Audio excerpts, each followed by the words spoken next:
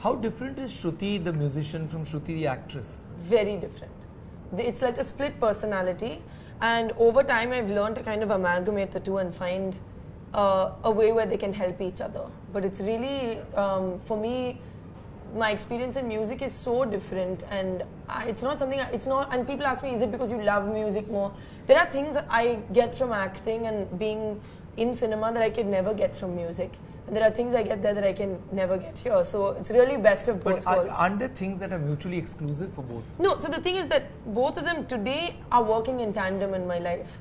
It's always been my dream to be a comprehensive artist. The people I look up to are always people who can do everything, you know, and do everything with a certain amount of conviction and grace. So that's something I've always wanted. But is it possible really to pour yourself into two such strong art forms at the same time? I think it is, because well, you have to time manage. Like, I'm not doing as much music now as I've done earlier in my life. Actually, it's about 2% of what I was doing earlier. Correct. And that's because I understand very clearly that this is my priority now. And you know, I always say this, that you can play 16 only when you're a certain age, but you can sing about being 16 even when you're 60.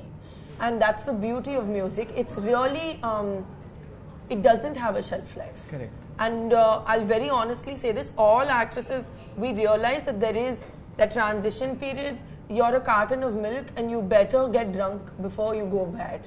And that is really the reality of it. It is not, I really look up to the women who've transitioned beyond that. And that is the kind of career I want to have. Where then I'm not milk, maybe I'm yogurt or something. I don't know. But whatever makes sense, and transition with grace into the next phase.